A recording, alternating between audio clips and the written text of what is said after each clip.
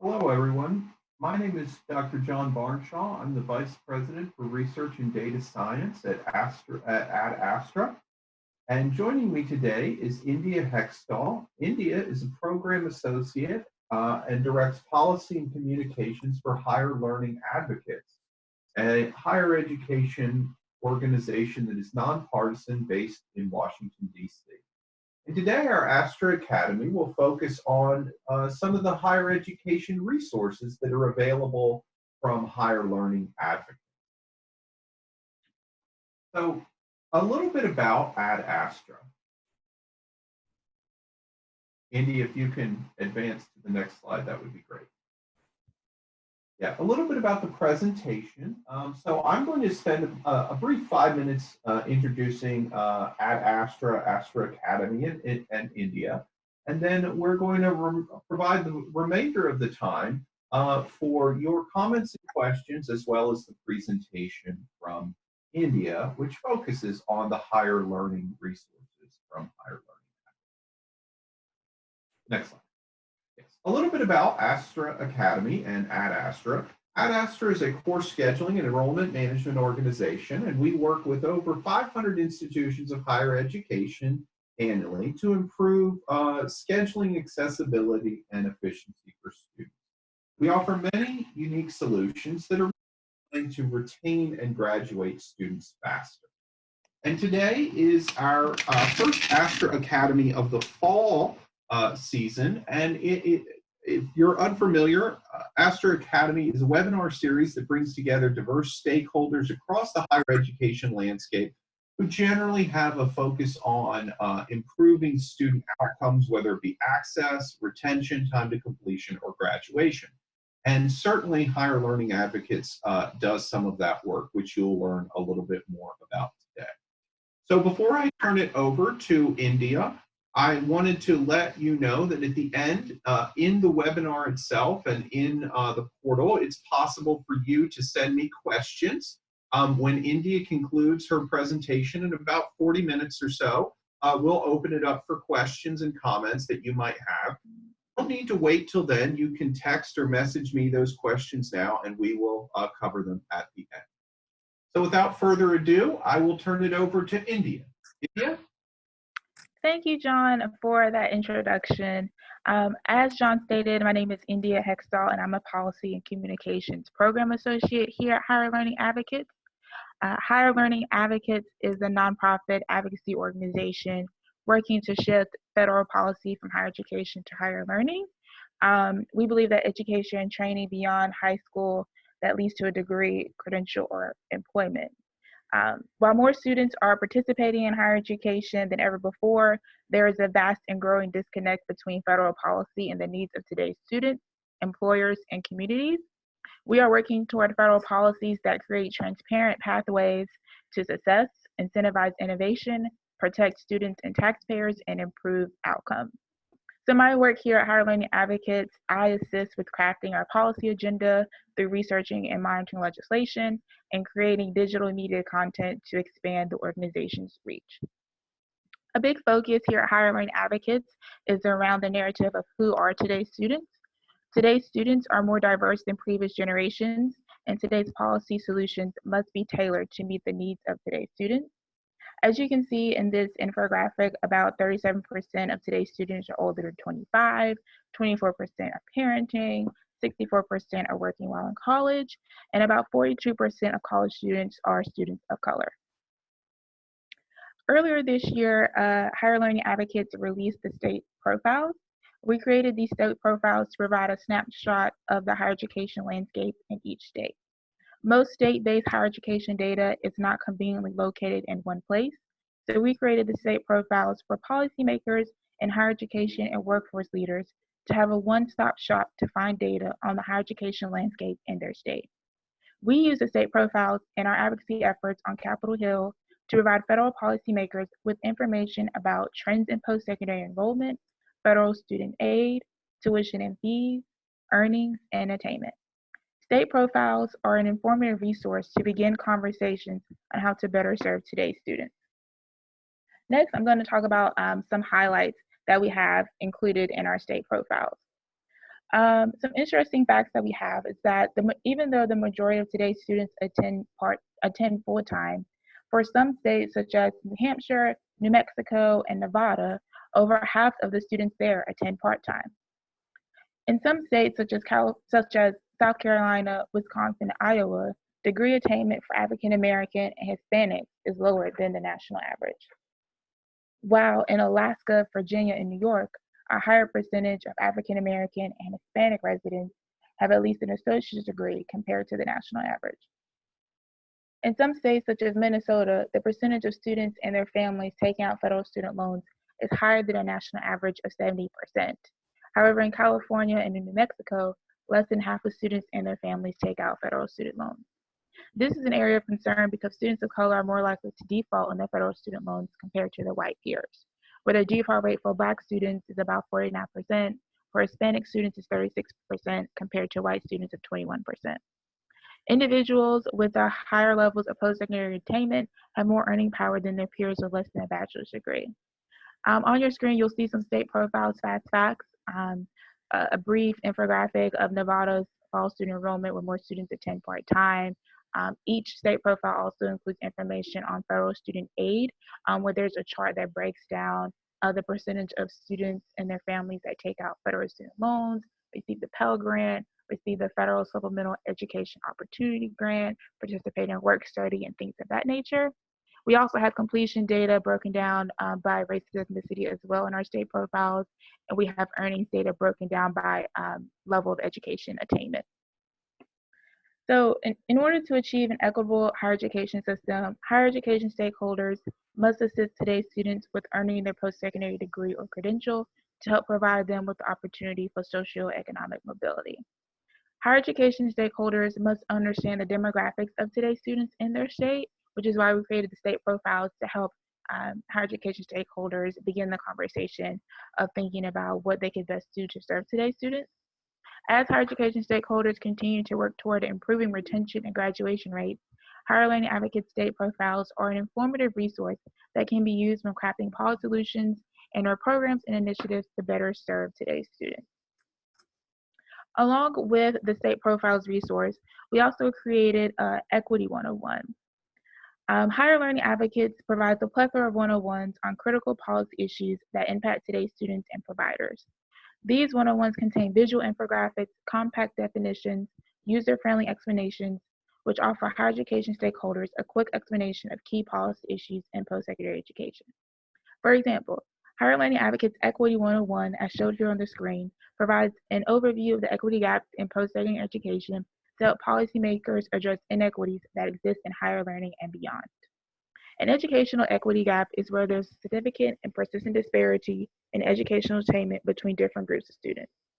For example, students of color are less likely to complete their post-secondary education compared to their white peers.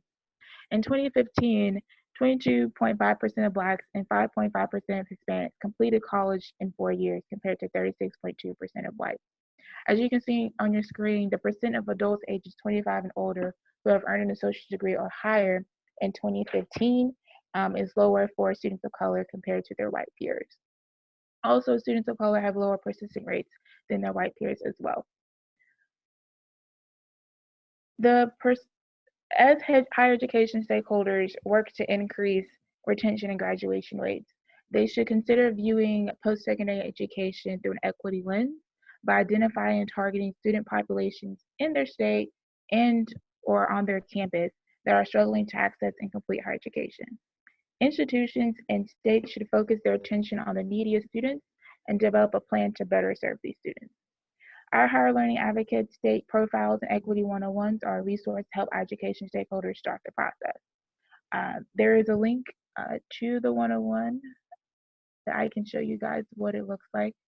It's very comprehensive, includes information on enrollment, persistence, completion, federal financial aid broken down by grant aid and federal student loans. We also include information on the average amount borrowed by type of degree. So here we have bachelor's degree recipients and associate degree recipients. We also have information broken down by student parents, The majority of student parents are students of color. Oftentimes, single mothers and low-income students struggle the most with earning their post-secondary degree or credential. We also have information broken down by economic outcomes. The median earnings for individuals with at least a bachelor's degree is lower for students of color compared to their white peers, um, as well as information on unemployment rates and food insecurity. So this 101 resource would be a great tool for higher education stakeholders to use as well. Okay. We also offer other higher education 101 resources. Other resources include the Pell Grant, our FAFSA, information on accreditation, the triad, and IDR negotiated rulemaking. In our one-on-one resources, we typically define the policy issue, explain the significance of the policy issue to today's students, and how the policy issue could be improved to better serve today's students. Higher Learning Advocates has higher education one-on-one resources related to accreditation, career and technical education, negotiated rulemaking, and more. If you're interested in learning more about Higher Learning Advocates and the resources we provide, you can check out our website right here. Here is a link to what you would see if you're looking for our higher ed 101s. You can search for any type of one-on-one you're looking for, and we also have them broken down by category as well. We have a good amount of one-on-ones, and we're also interested in continuing to add to this list. So if you have any suggestions, please feel free to contact me or anyone on our team. Are there any questions I can answer about the state profiles or the Equity 101 or HLA 101 resources in general?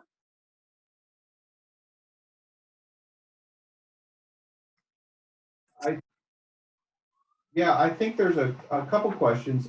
Can you maybe take us, India, to the page for the state resources so institution or our participants can kind of see where the state resources might be? Yeah. So our state profiles are on our resources page, and you go to state profiles. Here, you can either search for the state that you're looking for or just click on a state. I'll go through Arizona just so you guys can get a sense of what the state profiles look like. So here's Arizona state profile. The front page of the state profiles has nationwide data on what today's students look like in the state. And we usually include either a student story in this section, one of our Champions Network members quotes.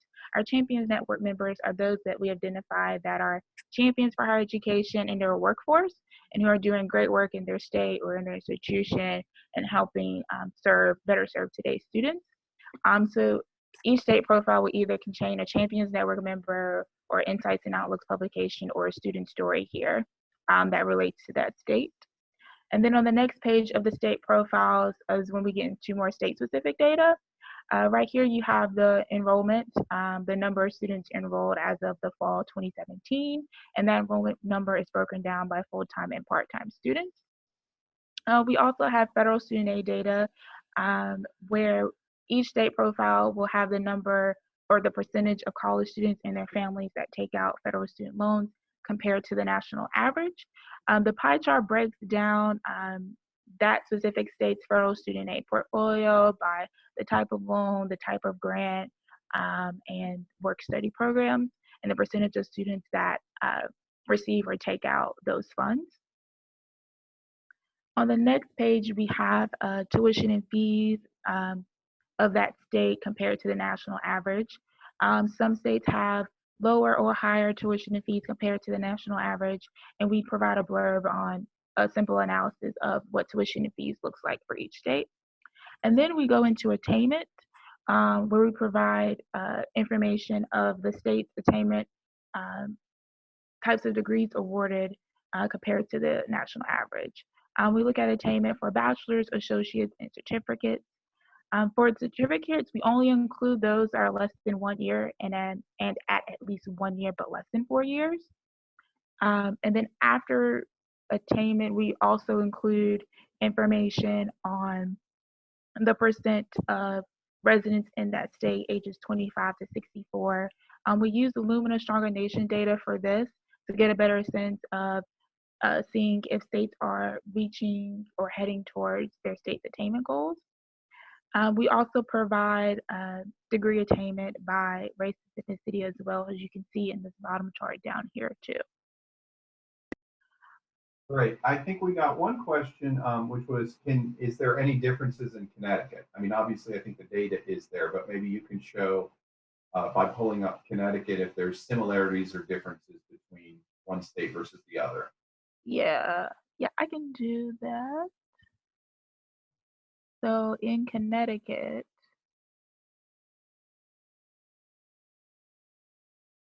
so comparing Arizona and Connecticut, you can see that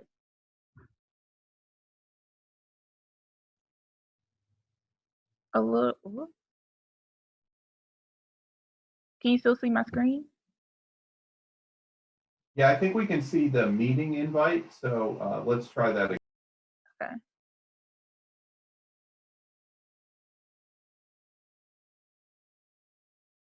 Okay. Can you see my screen now? Yeah. Okay. So Connecticut has a little bit higher full-time student enrollment compared to Arizona. If we look at, let's look at federal.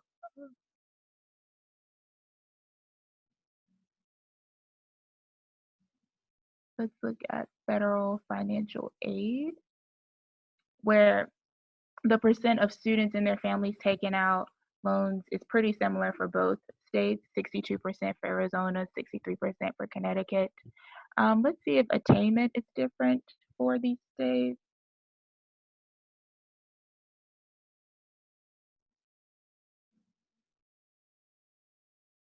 So it looks like Arizona, more students in Arizona have attained certificate degrees compared to students in Connecticut. This would be really cool to do data analysis if you want to compare states and see which states are really excelling at getting more students certificates or bachelor's, associate's degrees compared to the state that you're in. Sure. Thank you. Can you tell us how often do you refresh these data at Higher Learning Advocates? Are you doing state profiles annually? So this is our first iteration of the state profiles. We do plan on refreshing the data probably sometime next year. As you know, a lot of the data in these state profiles are refreshed on an annual basis. So I believe our goal is to refresh it probably at least once a year. Okay, great. We had a question on what is maybe, can you explain some of the differences between what is equity and equality? Yeah, so equity is ensuring that where there is a significant and persistent disparity in educational attainment between different groups, where even though you have students that may be provided the same sort of resources, the resources should be equitable so that students who come from historically underrepresented, uh, marginally underserved groups still have the necessary resources, whether that's funding or student support services needed to help them finish their higher education, post-secondary degree or credential. Equity is all about making sure that it's a step up. I look at equity as a step above equality. Equality is pretty much providing the same level of resources to people, but equity is considering the systemic differences that different groups may face, and considering kind of the history of our higher education system. Sure, thank you. I noticed that on some of your slides, we have several people that are provosts and deans and associate provosts kind of on our webinar. So thank you all for joining us. What is one thing you do a lot of policy and advocacy work. What is one thing that if you could tell some of the professionals on our webinar today in terms of advocacy, what's one or two things that they can do at their institution to help the students that will have a positive impact on persistence, retention, time to completion? Yeah, one thing that institutions can do is, I'm sure a lot of institutions have some sort of data department or institutional research department where they collect information on the types of students that attend their schools. What you can do is, if you aren't collecting that data, first start collecting that data, because data should inform the types of programs and policies and initiatives that you have at your institution. And you can use that data to uh, help boost your student completion rate. Um, and the way that can work is, let's say you have about, um, I believe one institution has, or some states have more part-time students than they have full-time students. So what an institution can do is, if you have maybe like 60% of your students are attending part-time, you can think about better ways to serve those part-time students if you aren't already doing so. So part-time students uh, typically are not on campus as often as full-time students. They do not live on campus. They're often commuters. They're often working while going to school as well. So if they have a question or about an assignment, or if they would like to speak with their advisor or go to their writing center, but those type of student support services are only open during normal business hours, or even if they want to go to the financial aid office, a part-time student may not have the time or the capacity to go to campus, to go to financial aid, or they may have to choose between going to talk to a financial aid officer or going to talk to the professor. So what an institution and some institutions have done is implement different options to provide to students to be more flexible to them. One institution in particular uses technology so that students are able to communicate in a more effective and easier manner with other students similar to them, with faculty and staff on their institution's campus, to better support these different types of students and their needs. So first, I would suggest looking at your institutional level data to see the types of students that are enrolling and attending your institution. Second, I would do an analysis of that data to see, do you offer some type of program or policy that would better serve these students? And maybe even ask students, what can the institution do to better serve them? Okay, great, thank you. A question, I think that this is looking on your, it says, am I correct that 49% of Black borrowers default within 12 years? So I think that's looking at one of the, maybe the profiles that you might have shown previously. Yes, on the equity slides, perhaps. Okay. And I briefly saw it when you were scrolling down. Yes, Yeah. this is it, I think. So Yeah. is this, I guess the question is this saying that 49% of borrowers who defaulted on a loan within 12 years were Black, or 49% of Blacks default in 12 years? That's a good question. Um, I will actually have to get back to you on that. I believe, and I may stand corrected, that it's saying that of the borrowers who defaulted on a loan within 12 years, 49% were Black. But I would have to get back to you on that. Yeah, that's what I think it actually is saying too, India. It just was not clear, and it was, but thank you for that question. We can certainly get back to you on that. Yeah. Another question is, do these data include data for 4-year and 2-year institutions? So you're actually maybe flipping between a couple different data points, India. So hmm I'm not sure to which that's referring, but let's start with state profiles. Are there data for 2-year, 4-year, or is it just the total number of higher education students? Yeah, for most of it, it's the total number of higher education students. We do break out 2-year data for tuition and fees. You can kind of infer 2-year data for attainment for associates and certificates degrees. But most of it is just for all institutions together. Yeah. So that would be something to include in the next iteration of our state profiles, of thinking about breaking down, disaggregating these numbers by types of institutions. Yeah, and I mean, I think the most important thing there that you have covered is in terms of there is significant variation in average tuition and fees. from 2-year and 4-year, and then there is quite some difference in terms of degrees granted. Mhm. Uh, but that's something to kind of think about. But it looks like you've got both of those on your fact sheet already, so Yeah. at least that's helpful on some level. Another question is the state profiles. Do you have any sense of how people are currently using your state profiles? And maybe if you were to advocate, well, what are some of the uses that people could put forward with using the state profile? Yeah, we actually just had one of our partners who's a member of our Today Students Coalition, an organization, use the state profiles to uh, actually create their own version of the state profiles using their state specific data. Um, so that's one example of how people are taking our idea and kind of creating it to make it their own. Um, what this organization did was they looked at their own state data and um, did some data analysis to figure out what percent of students in their state are student parents, what percent are working full-time, part-time, working in total, what percent of students in their state are experiencing food and housing insecurity, um, what percent are commuting or attending online or attending part-time, and looking at veteran-specific data as well. So we've seen people take our state profiles and take it a bit step further based on their state data that they have access to.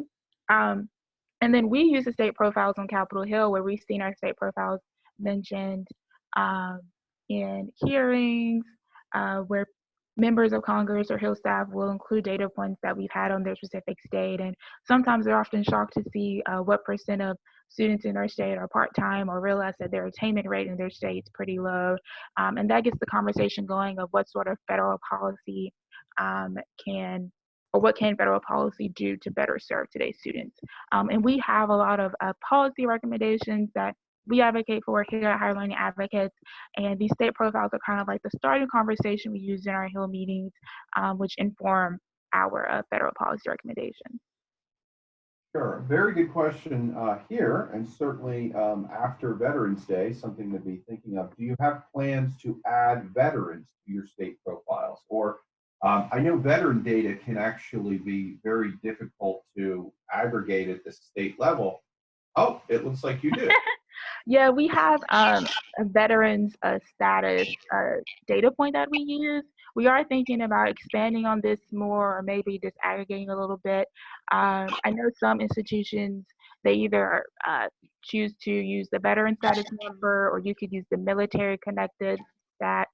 We're going to think about that more as we expand and continue to update the state profile. Sure. And one thing might be helpful is maybe a Veterans 101 or an Ed 101 for veterans to kind of let people know in their states of what resources might be available and what good practice. Yeah, that's definitely one of our ideas that we're hoping to do soon. Great.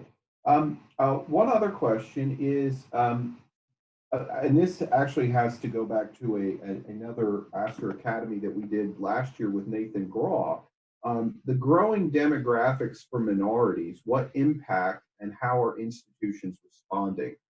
Yeah, so I think that might actually be in Nathan's, or he mentioned that many institutions of higher education um, are seeing in their states a significant change in their population to which they traditionally serve. So, as states becoming increasingly more diverse, then institutions need to respond accordingly.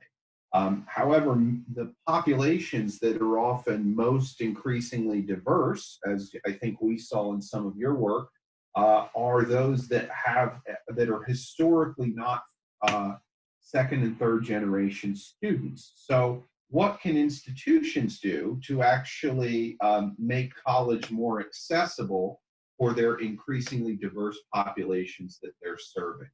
And I think that's particularly timely given what we've recently seen with declining enrollments.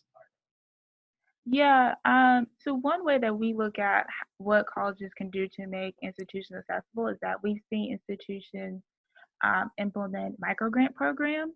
I believe it's Georgia State University and UNC Charlotte, I believe, have established microgrant programs to help students who are just a few credits shy away of graduating complete their degree. And what some of the data that I've seen is that there are a good amount of students who don't graduate from college because of financial issues, whether it's they all of a sudden had a car emergency or something came up and they were no longer able to afford their post-secondary education, so they had to drop out. So what institutions started doing was instead of saying, well, they started implementing, they created a micro grant program or emergency grant program for these students where students have access to a small pot of money that they could use towards post-secondary expenses that will help cover any sort of emergency that pops up. And that way that student will continue to stay enrolled in the institution and that student will go on to earn their degree. And I believe at the two institutions I mentioned, they've seen successful completion rates because of this program. So what institutions can do is think about or try to figure out the barriers, the specific barriers that students face at their institutions in earning their post-secondary degree, and think about some sort of policy or initiative or program that they could do to better support these students. And sometimes it's as simple as beefing up student support services on campus and providing more flexible options when students have access to those services.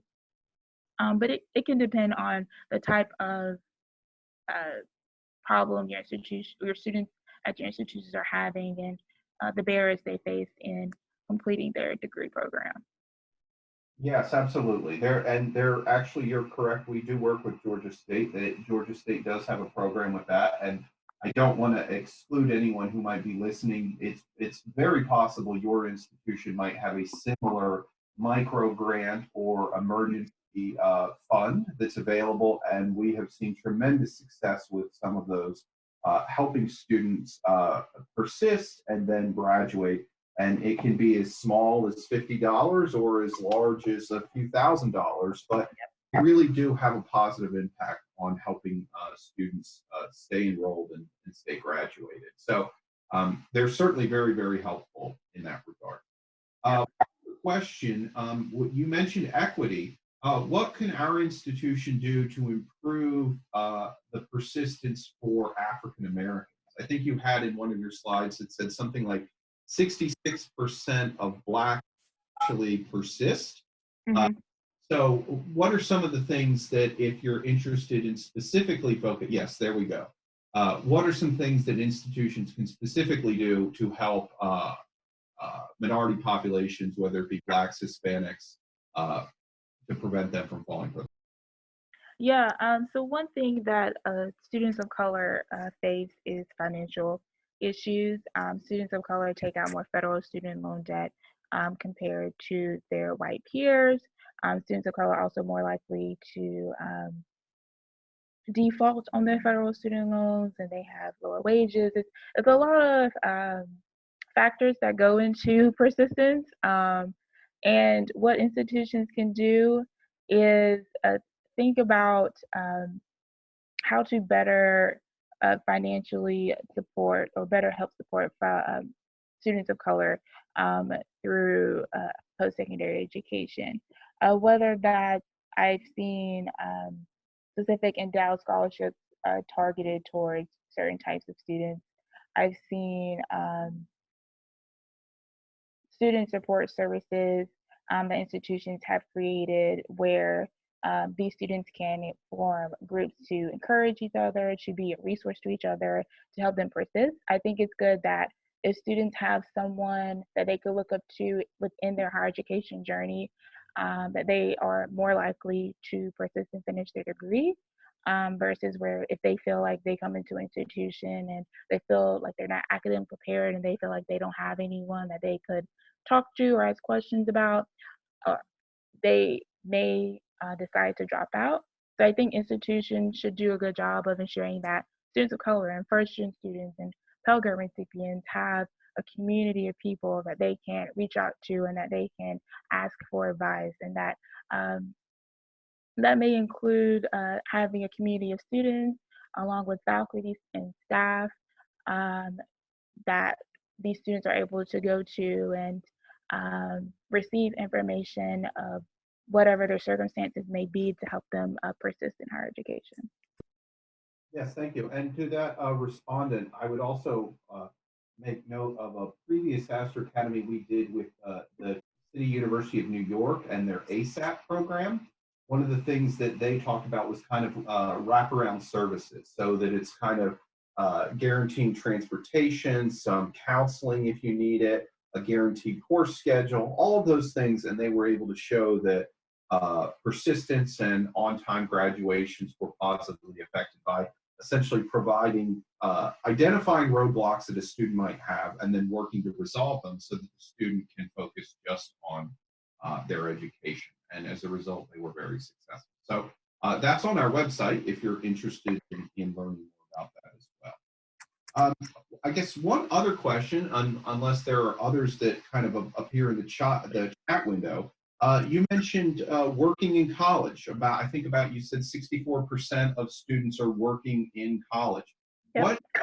What challenges might a student face that is working full-time versus our perception of the traditional student who is just there full-time to take classes? Yeah, so students who work full-time often don't have time to come to campus during the day when normal business operations are occurring. So if they have a question about their financial aid, if they're working full-time, that means they would have to take time off of work, drive to campus, wait in a financial aid office to see an officer, and then hopefully they'll be able to get their question answered. And oftentimes, when it comes to things like financial aid and registering for classes, like it could take multiple steps and multiple times for that person to come to campus to get the necessary paperwork and to talk to the right folks. So the perception of so many students are working while in college is you have to realize that students they're balancing work and pursuing their post-secondary degree as well. And they may not have the necessary resources or time to really spend so much time going back and forth on campus. So it would be great if institutions can make it easier for those that are working full time to access the necessary documentation online, or to even offer a chat feature on the website where they could just hop on their computer and just chat with a financial aid officer or with a student support service representative. It's also, some institutions are using technology more, where you can use technology to communicate with staff outside of normal business operation hours. I believe an institution in Texas is doing that. And also using technology to build a community with students who may be also working full time and may have similar questions as well. So that way it's kind of like a discussion forum that can happen is, oh, I see you're experiencing the same thing. Here's what I did, and here's probably what you should do too as well. Yes, very good answer, India. And we had a respondent who mentioned that students don't always have to come in on every time, that they can use technology communication, of course, whether it be email or the phone, to reach out to people if they do have questions. That's certainly very helpful for all of our institutions to know. And also, if you are in the advising office, or you might be receiving questions over the phone, to kind of keep a log of them. So every month or quarter to review them.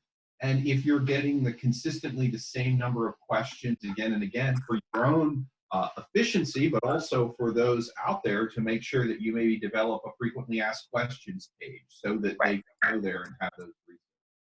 And of course, for part-time students and full-time students at Ad Astra, we can help aligning course schedules to make sure that students get the courses they need when they need them, so they don't have to make as many trips across campus or to campus. It's very difficult for a working student to go to campus in the morning and then work and then come back to campus for an evening class. So we try to align the course schedule as well to help students get the courses. So I will see if there are any other questions. We'll leave it open for about a minute.